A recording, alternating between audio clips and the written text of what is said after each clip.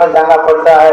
नीचे की पढ़ाई हो चाहे ऊपर की पढ़ाई हो, आध्यात्मिक पढ़ाई हो चाहे सांसारिक पढ़ाई हो, तो कोई भी पढ़ाई पढ़ने के लिए गुरु के पास जाना होता है। और गुरु जब तक ना बता दें, किताबें तो सारी बहुत पढ़ी हुई है, सब जगह दुकानों में मिलती है, लेकिन उस किताब को आप अपने से पढ़ नहीं सकते, पढ़ के समझ नहीं सकते। जब तक कि समझाने वाला वो समृद्ध गुरु आपके सामने ना आ जाए, तब तक उसका मान्य मतलब आपको समझ में नहीं आएगा। आप कितना भी तेज हो, कितना भी विद्वान हो, लेकिन बिना शिक्षक, बिना गुरु का आपका काम नहीं हो सकता। बिना विद्यालय गए आपको डिग्री नहीं मिल सकती। उसी तरह से ये आध्यात्मिक रास्ता भी है। आध्यात्मिक रास्ते में इसकी भी जगह बनी हुई, इसके भी स्कूल बने हुए, कॉलेज बने हुए, इसके भी प्रोफेसर, लेक्चर आपको जो भी हैं, आपको बताने वाले आपको मिल जाएंगे, समझाने वाले मिल जाएंगे, आपको मिल जाएंगे और बता देंगे। गुरु तो एक ही होते हैं, लेकिन उनको वचनों को सुनाने के लिए बहुत सारे लोग हैं जिनको गुरु महाराज आदेश देते हैं, मेरे वचनों को जाकर सुना देना। मेरे वचनों को सुना दोगे, इससे भी लोगों को बहुत लाभ मिलेगा। और जब उनके अंदर प्रेरणा जगेगी, वो मेरे पास आएंगे, तो बाकी जो आगे का रास्ता है मैं उनको दे दूंगा। इस बात को समझने की जरूरत है कि देखो, बाबा जी एक चैनल बना दिए और उस चैनल के माध्यम से सब लोग आते जाते रहते हैं और उसी माध्यम से लोगों का जीव कल्याण होता है, जनहित का कार्य होता है। तो देखो, जितने भी जनहित के कार्य हैं बाबा जी करते हैं और अपने जितने भी अनुयायी हैं उनसे करवाते हैं। और जनहित कार्य का मतलब क्या होता है कि कोई परेशान है, कोई दिक्कत में है, तो उसको आप मदद कर दो। कोई भूखा है, उसको रोटी खिला दो। कोई दुख तकलीफ में है, हॉस्पिटल पहुंचा दो, दवा दिला दो।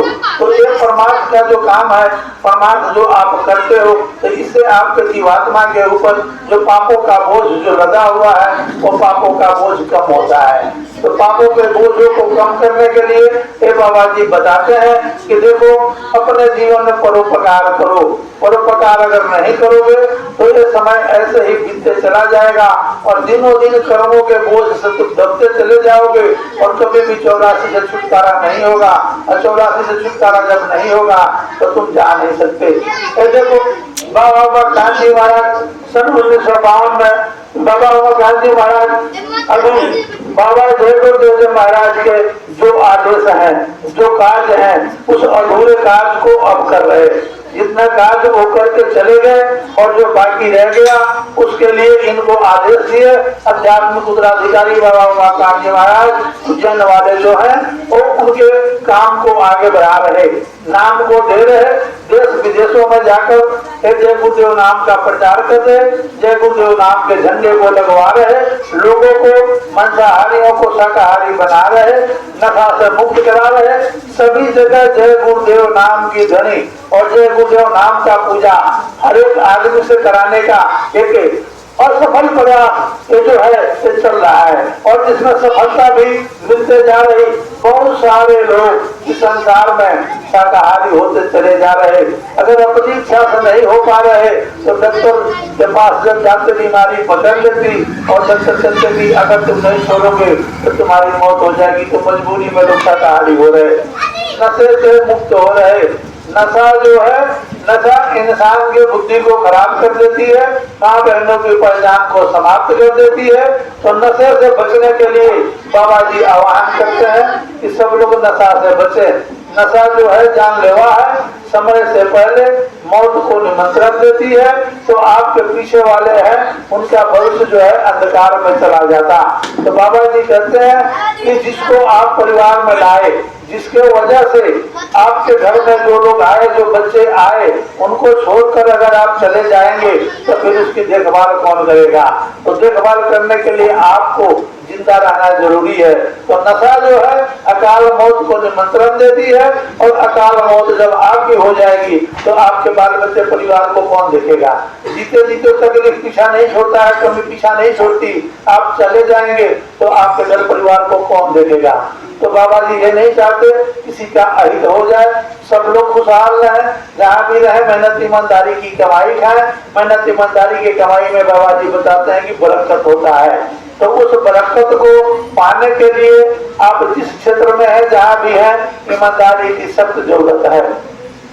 अगर ईमानदार नहीं हुए तो आपका नुकसान निश्चित है।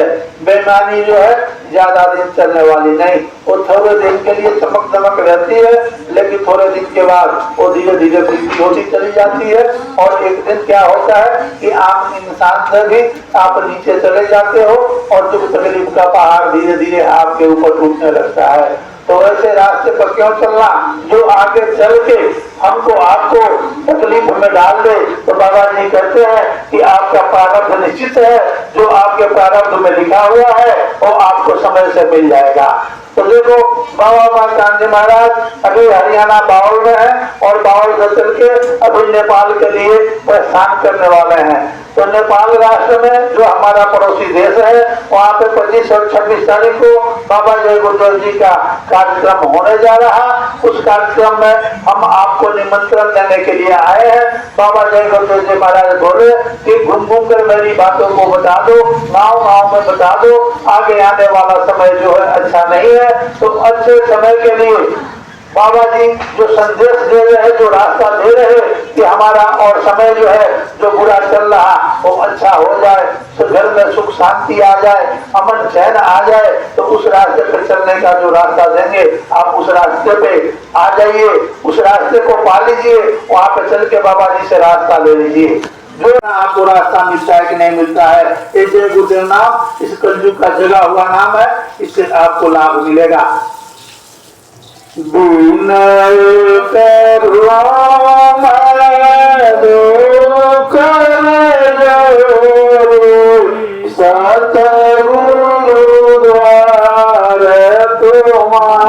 तुम्हारे बिना